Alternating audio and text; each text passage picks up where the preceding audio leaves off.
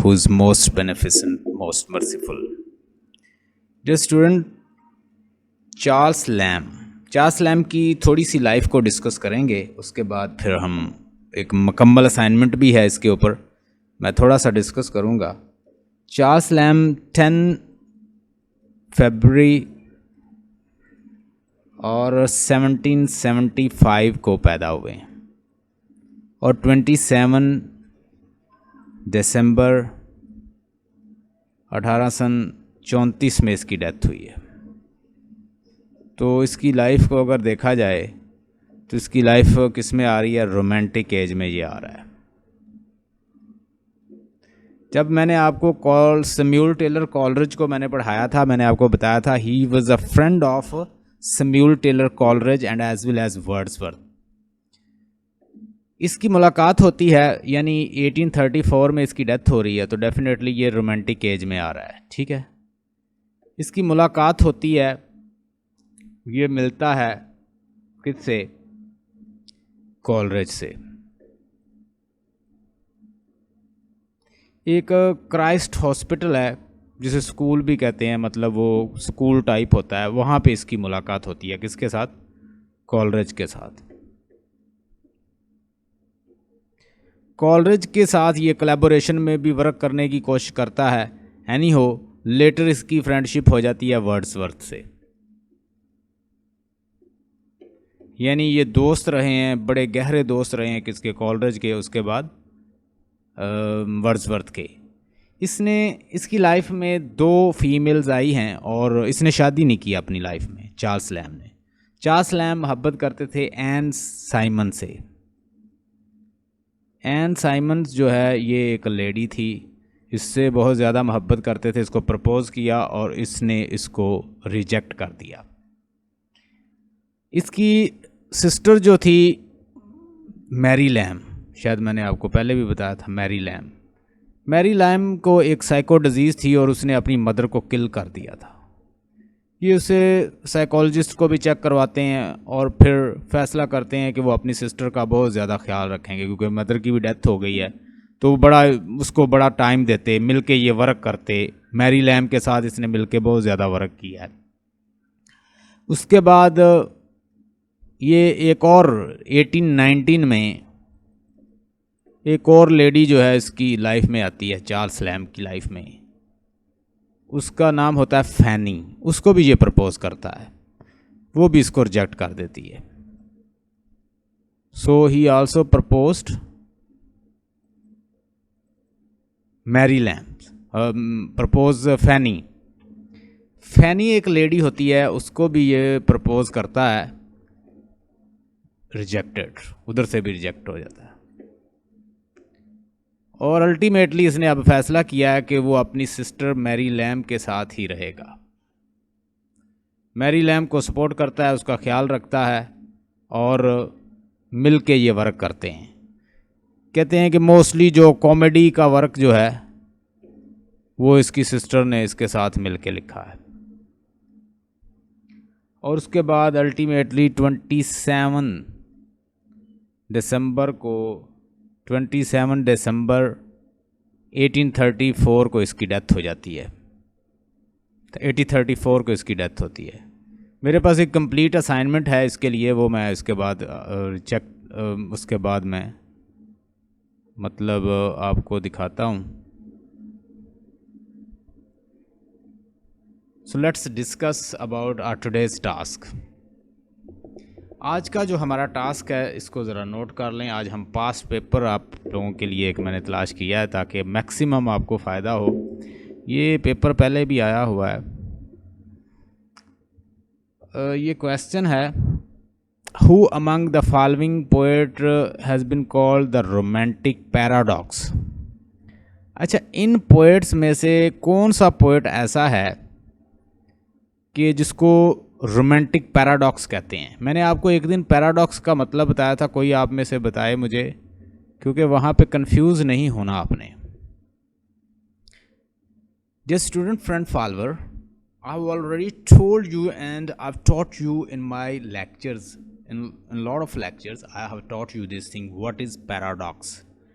Paradox mean कि ऐसी statement जो बज़ाहिर आपको अनट्रू नज़र आती है, बिल्कुल अब्सर्ड नज़र आती है, लेकिन वो फुल ऑफ मीनिंग होती है, उसके अंदर भी कोई मीनिंग होता है। मतलब जैसे हम कहते हैं open secret, it's open secret, तो ये एक पैराडॉक्स है। ठीक है, तो बाज़ औक़ात क्या होता है कि एक चीज़ ऐसी है कि जो बज़ाहिर आपको ऐसे लगती है कि बिल्कुल मीनिंगलेस है, लेकिन उसके अंदर भी कोई ना कोई मीनिंग होता है, तो उसे पैराडॉक्स कहते हैं। अब देखें ये क्या है, एक पैराडॉक्स है। Who among the following poets been called the romantic paradox? यानी शैले, टेनिसन, बैरन्स और कीट्स। तो कौन सा ऐसा पोएट है जिसको कहा जाता है कि वो एक रोमांटिक पैराडॉक्स है? तो ये इसका जो एग्जैक्ट आंसर है वो क्या है? इसका आंसर है, ये यहाँ पे रॉन्ग लिखा हुआ है। मैंने आपको एक दिन बताया था कि ये बुक जो है क्या है, इसमें बहुत ज़्यादा गलतियाँ हैं, बहुत ज़्यादा मिस्टेक हैं। अब देखें, अब यहाँ से स्टूडेंट ऐसे ही याद करके चला जाएगा और उसके बाद वहाँ पे वो मिस्टेक करेगा। इसका आंसर शैली है। पर्सी बेसी शैले और पीबी शैले जो है इसका आंसर है। क्यों पीबी शैले एक रोमांटिक पैराडॉक्स है? वाई?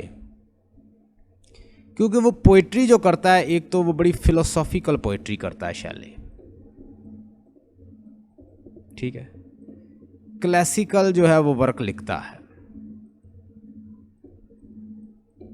अब मैं आपको बात बताऊंगा कि उसे क्यों कहा जाता है। अब यहाँ पे रॉन्ग है ये क्वेश्चन, ये उसने आंसर जो है रॉन्ग लिखा हुआ है, हमने इसको फॉलो नहीं करना, जो एग्जैक्ट चीज़ है वो देखनी। ओज़िमेंडस, उसका अगर आपने वर्क पढ़ा हो तो वो एंशियंट, उसने इजिप्ट से वो, आप देखें कि एक स्टैच्यू टाइप है जिसके हाथ टूटे हुए हैं, गिरा हुआ है। कभी वो बड़ा नाम था, look I am a king of the king Ozymandias. कभी ओज़िमेंडस जो है वो किंग ऑफ द किंग था, लेकिन वक्त ने उसको क्या से क्या बना दिया है। ओज़िमेंडस एक क्लासिकल वर्क है, वो क्लासिकल वर्क लिखता है। माइंड उसका बड़ा पॉलिटिकल माइंड था शैली का। शैले एक अरिस्टोक्रेटिक फैमिली से भी ताल्लुक़ रखता था। शैले के बारे में ये भी है कि बाज़ लोग कहते हैं कि उसको किसी ने मार दिया था, लेकिन वो इंग्लैंड से, कहाँ जाता है वो, इंग्लैंड से एक लड़की को भगा के साथ ले जाता है। He got elopement with one of the girl and he went to Italy. Italy में उसकी डेथ होती है, पानी में डूब के। लोग यही कहते हैं कि वो he was drawn in the water, किसी नदी में वो गिर के उसकी डेथ होती है। मतलब अभी भी वो, उसकी जो डेथ है वो एम्बिगुअस है, किसी को वाज़े पता नहीं है कि उसके साथ क्या हुआ था। तो एक तो वो पॉलिटिकल फैमिली से ताल्लुक़ रखता था, पॉलिटिकल माइंडेड था, रेवोल्यूशनरी था, साथ वो क्लासिकल टॉपिक लेता था, जैसे उसका वेस्ट विंड का टॉपिक है। ज़रा उसके वर्क जो है नोट कर लें। एक तो उसकी पोएम्स जो हैं वो बड़ी क्लासिकल एंड टॉपिक्स होती थी, तो इसीलिए उसे कहा जाता है कि वो क्या था, पैराडॉक्स था। किसका? पैराडॉक्स का मतलब होता है ना, मानी छुपे होते हैं उसके अंदर। तो वो लगता रोमांटिक था, लेकिन वो क्या, उसके अंदर उसका वर्क क्या निकलता था, क्लासिकल। तो क्लासिकल इन नेचर जो है वो लिखता कैसे था, उसके साथ नेचर को क्या करता, रिलेट कर देता था। मसलन ओज़िमेंडस उसका वर्क है, जो कि एक बड़ा इंटीक जो टॉपिक उसने लिया है, ओज़िमेंडस। फिर उसका स्काईलार्क एक वर्क है, स्काईलार्क। फिर उसका क्वीन मैब उसका एक वर्क है, ये भी क्लासिकल है इन नेचर। फिर उसका वर्क अलेस्टर एक वर्क है, ALASTOR, अलेस्टर। फिर उसका वर्क है revolt of Islam, the revolt of Islam, ये भी उसने लिखा है।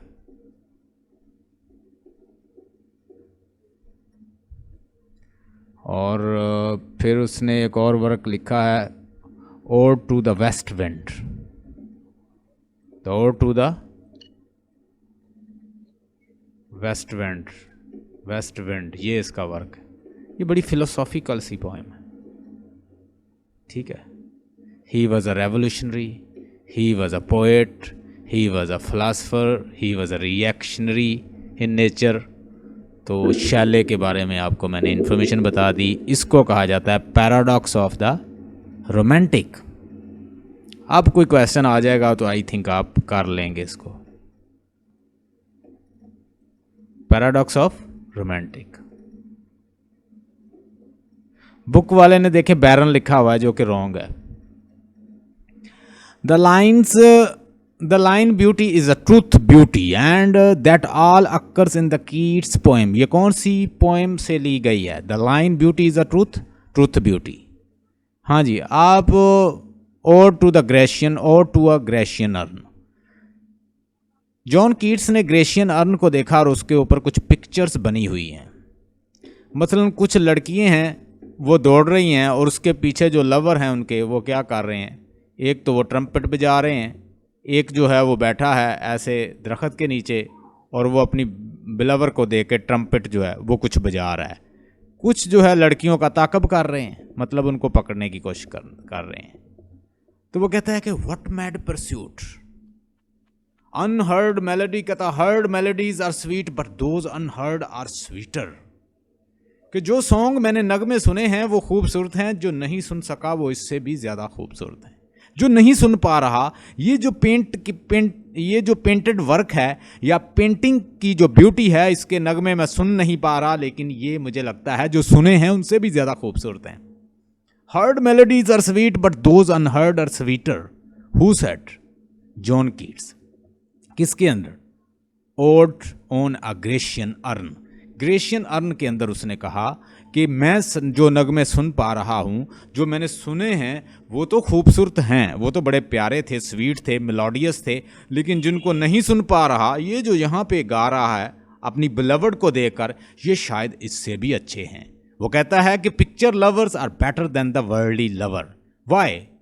Here youth spectrums dull and finally dies. Why? Due to disease, and the people they are having transitory relations. They leave you whenever you are ill. लोग जो हैं छोड़ जाते हैं, लोग बेफाई करते हैं, लोग धोखा देते हैं, लोग दूर हो जाते हैं। लोग as long as you are good they are with you, but as you get poor, as you are hunger stricken, poverty stricken, you got a disease and kind of things, they will leave you in the lurch. वो तुमको छोड़ जाएंगे। तो यहाँ पे कहता है जो पेंटेड वर्ड है, जो एंशियंट एंटिकिटी का वर्ड है, जो एंटीक वर्ड है, इसके अंदर जो है हमेशगी है। आर्ट जो है वो परमानेंट है। Art is permanent according to John Keats. और ये जो प्यार है, कहता है कि आप ये जो परस्यूट, मैड परस्यूट हो रहा है, उनको ताकब करने की कोशिश की जा रही है। ये जो बैठा यहाँ पे बिगल बजा रहा है या जो ट्रम्पेट बजा रहा है अपनी बिलवर्ड को देखकर, फ्लूट बजा रहा है, ये फ्लूट जो है हमेशा सुरीला नगमा ऐसे ही कहता है बजाता रहेगा। तुम यहाँ बैठे रहोगे, जनरेशन आएगी, जनरेशन चली जाएगी, लेकिन तुम्हारे नगमे कभी ख़त्म नहीं होंगे, तुम कभी एंड नहीं होंगे। यहाँ के जो पैशन है वो हमेशा के पैशन है। बाहर के पैशन जो है नेचुरल वर्ल्ड के, ये तो बदल जाते हैं। Art is permanent. क्या कहता है? आर्ट परमानेंट है।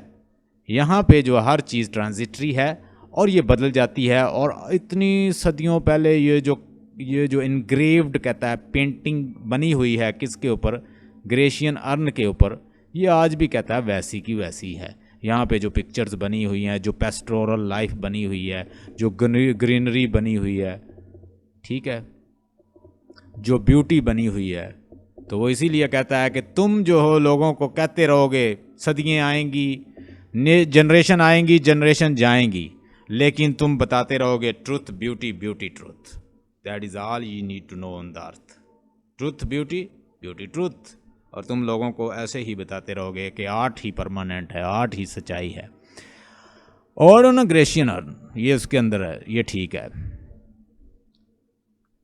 थोड़े से कुछ पॉइंट्स इससे रिलेटेड मैं आपको लिखवा देता हूँ, लिख लें।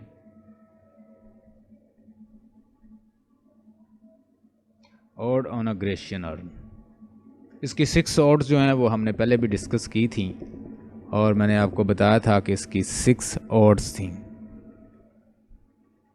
आगे 23 देखें। Which of the following elements are associated with Shelley in nature. Shelley को नेचर के साथ किस तरह रिलेट किया जाता है? मतलब हर पोइट जो है वो नेचर को किसी ना किसी तरह से मानता है। वर्ड्सवर्थ उसे क्या मानता है? आशा, वर्ड्सवर्थ क्या मानता है नेचर को? सर वो क्या नेचर को कंफर्टर मानता है, वो सूथर और हीलर मानता है। वो नेचर को मानता है सूथर, हीलर, कंफर्टर, और साथ कहता है इसके अंदर एक लिविंग सोल है, नेचर के हर ऑब्जेक्ट के अंदर। और वो सोल जो है वो आपको भी गाइड करती है, क्योंकि इसके अंदर सोल मौजूद है। वो अपनी प्रिल्यूड के अंदर बताता है, बुक के अंदर, जो उसकी ऑटोबायोग्राफिकल पोएम है, लंबी पोएम है, उसके अंदर वो बताता है कि किस तरह वो बाथिंग के दौरान, किस तरह बर्ड स्नेरिंग के दौरान, किस तरह बोट के दौरान, बोट की स्टीलिंग के दौरान किस तरह नेचर ने उसको गाइड किया। मतलब वो छोटा सा बच्चा था तो वो बोट को चोरी करने लगा तो पीछे पहाड़ियाँ आने लग गईं। वो छोटा सा बच्चा था, बर्ड स्नेरिंग के लिए गया, बर्ड उसने पकड़ लिए और उनको लोए के जा रहा था तो पीछे नेचर जो है वो एक अजीबोगरीब रूप में उसको ताकब कर रही थी। तो बैथिंग का एक्सपीरियंस बताता है, नेचर हीलर है, कंफर्टर है, सूथर है, गाइड करती है, और जो नेचर के करीब रहता है नेचर उसको कभी तनहा नहीं छोड़ती। Nature has a living soul in it. और उसने ये नज़रिया जो लैटिन ग्रीक का जो मैंने आपको बताया था, पैंथीज़म,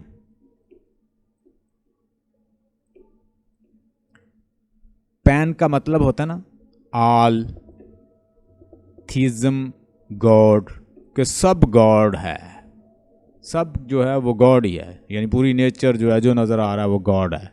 तो ये पैंथीज़म का उसका नज़रिया था जो कि उसकी पोइट्री के अंदर रिफ्लेक्ट होता है। चलें अब हम देखते हैं कि शैले जो है वो किस तरह से मानता है। वो कहता है कि ये शैले भी कहता है कि ये स्पिरिचुअल, एक तो उसकी जो नेचर थी वो अपनी नेचर में, शैली जो था वो क्या था, पीबी शैली अपनी नेचर में पोइट्री में वो क्या था, स्पिरिचुअल था और मिस्टिकल था। 2 पॉइंट हो गए। दूसरा वो कहता है कि नेचर जो है hold sublime power over his imagination. ये कहता है कि नेचर जो है वो इंसान के ऊपर क्या रखती है, उसकी अंदर एक सब्लाइम पावर है। सब्लाइम का मतलब समझती हैं? सब्लाइम पावर, बड़ी आला पावर है उसकी ओवर हिज इमेजिनेशन। इंसान की इमेजिनेशन के ऊपर जो सबसे ज़्यादा इन्फ्लुएंस होती है वो कौन होती है? नेचर। ये शैली का भी मानना था, इसीलिए तो वो रोमांटिक बनता है। फिर वो अपनी पोएम और टू द वेस्ट विंड के अंदर बताता है कि nature is a primary source of imagination. Ode to west wind, ode to west wind किसका वर्क है आशा, किसका वर्क है ओड टू वेस्ट विंड? हाँ जी, शैली का। शैली का वर्क है ओड टू वेस्ट विंड, जबकि कॉलरिज का वर्क है dejection and ode. Dejection and ode किसका है? कॉलरिज का। ये क्वेश्चन सारे आपको आने हैं जो मैं करवा रहा हूँ ना, ये सारे आए हुए हैं, इसीलिए मैं बार बार आपको करवा रहा हूँ। इंशाल्लाह इससे बहुत कुछ आ जाएगा। डिजेक्शन एंड ओड जो है वो कॉलरिज का वर्क है, और ये जो ओड टू वेस्ट विंड जो है ये किसका वर्क है? ये शैली का वर्क है।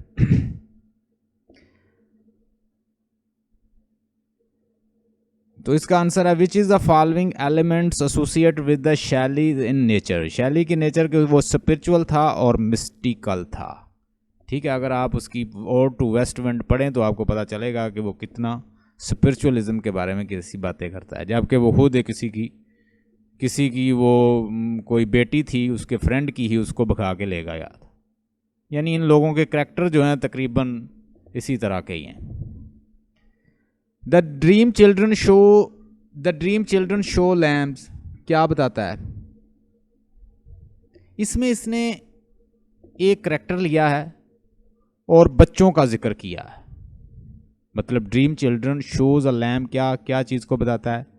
यानी wish fulfilment, the real sad tale, the dream about future, a deep into the past, a dream about the future. ये क्या बताता है? Dream about the futures. ये दो बच्चे लेता है और ऐसे जैसे कि इसमें उसने इसके अंदर उसने डिस्कस किसको किया है, लिख लें। ड्रीम चिल्ड्रन जो है, रेवरी उसका नाम है, ड्रीम चिल्ड्रन रेवरी, मुकम्मल उसका नाम है ड्रीम चिल्ड्रन रेवरी। ये उसका एक ऐसे है, वर्क है। इसके अंदर उसने क्या किया है, उसने मैरी के बारे में, मैरी की डिपिक्शन दी है। किसकी डिपिक्शन दी है? जो उसकी मैरी, उसकी सिस्टर थी, उसकी डिपिक्शन। मैंने आपको बताया कि उसने अपनी माँ को भी कत्ल कर दिया था, अपनी मदर को भी, इसकी सिस्टर ने। तो यहाँ पे वो क्या बता रहा है कि ड्रीम अबाउट द फ्यूचर्स। तो बच्चों के बारे में डिस्कस करता है, अपनी सिस्टर की डिपिक्शन देता है, मैरी जो उसकी सिस्टर थी बच्चों की फार्म में। तो ये उसका वर्क है चार्ल्स लैम्ब का। चार्ल्स लैम्ब को आज आप पढ़ेंगे और आपको काफ़ी आइडिया हो जाएगा इंशाल्लाह। Deacon at his best is known as the portrait of the painters of age social reformers, great storytellers, delineators। delineator का मतलब क्या होता है? जो तस्वीर खींच दे लफ्ज़ों के ज़रिए, उसे हम कहते हैं डेलिनिएटर। विक्टोरियन अपर क्लास, तो यहाँ पे क्या होगा? Social reformer. मैंने आपको बताया था चार्ल्स डिकन जो था, उसकी लाइफ ऐसे गुजरी है कि एक तो उसका फादर जो था वो क्या था, एक क्लर्क था, ठीक है, वो जॉब करता था। तो वो कहीं कानून में फंस जाता है, उसको जेल हो जाती है, और उसकी वजह से मतलब इसकी फैमिली पूरी जो है जेल में चली जाती है। लेकिन ये जो है डीकन किसी तरह से हो बच जाता है। ये फिर काम करता है फैक्ट्रीज़ वगैरह में, और फिर ये अपने फादर की मुलाकात पे जाता है, जेल के सीन देखता है। इसीलिए जेल के सीन जो है हर नावल में डालता है, ठीक है। फिर इसको ज़्यादा गार्डियन ही इसको पालते हैं। ये बेचारा जॉब करता है, बच्चों की हालत देखता है, और बच्चों के साथ जो जुल्म हो रहा है वो सारा कुछ देखता है। तो ये सोशल रिफॉर्मर काम करता है। अपने नावल्स के ज़रिए क्या लाना चाह रहा है? सोशल रिफॉर्मेशंस। तो इसलिए हम इसे क्या कहेंगे? चार्ल्स डिकन को क्या कहा जाता है? Social reformer. लें जी, अब ये भी आ जाए तो इंशाल्लाह इससे रिलेटेड भी आपका, और ये आने ज़रूर है। In his poetry Tennyson is the representative poets of the Victorian age, mirror of the romanticism. और उसके बाद on the younger Romantics, the best nature poet, the representative. देखें, ये जो लॉर्ड अल्फ्रेड लॉर्ड टेनिसन था, इसके बारे में मैंने आपको लेक्चर दिया था, याद करें।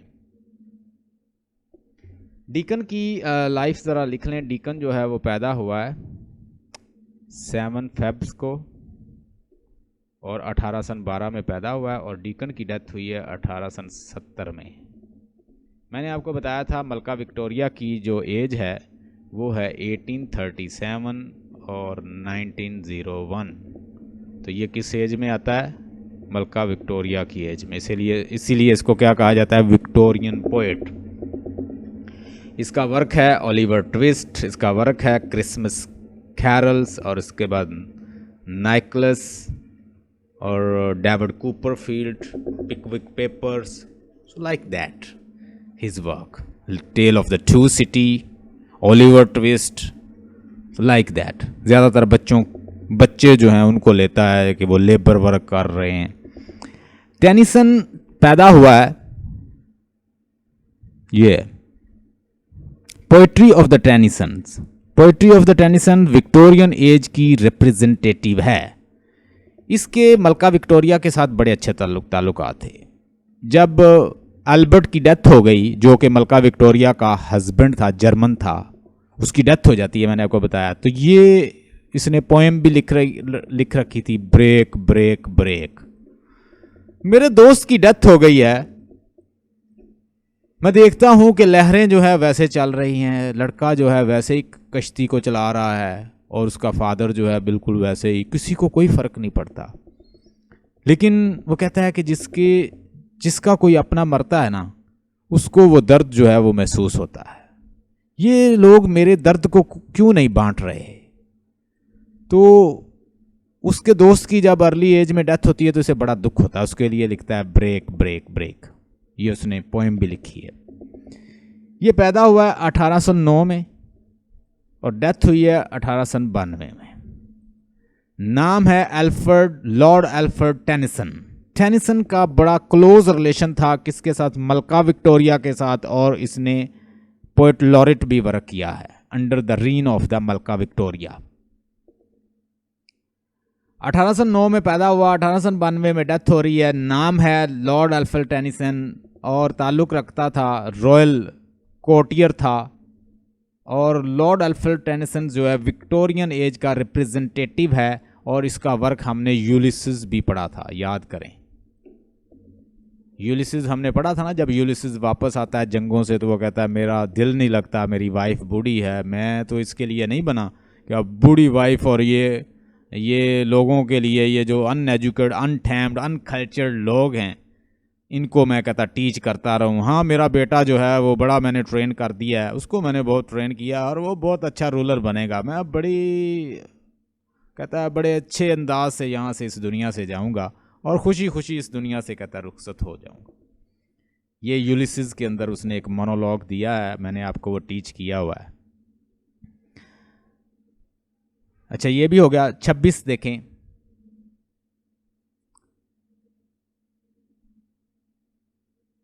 रॉबर्ट ब्राउनिंग 26 में है। The last ride together is, किसने लिखा है इसको, the monologue by Robert browning. Last ride किसका वर्क है, रॉबर्ट ब्राउनिंग का। वो पूछेगा कि लास्ट राइड किसने लिखा है, तो रॉबर्ट ब्राउनिंग। रॉबर्ट ब्राउनिंग और ये दोनों क्या थे, नोट कर लें, रॉबर्ट ब्राउनिंग और लॉर्ड एल्फ्रेड टेनिसन। ये अक्सर क्या देते थे, ये मोनोलॉग और इंटरनल मोनोलॉग में बात करते थे करैक्टर की।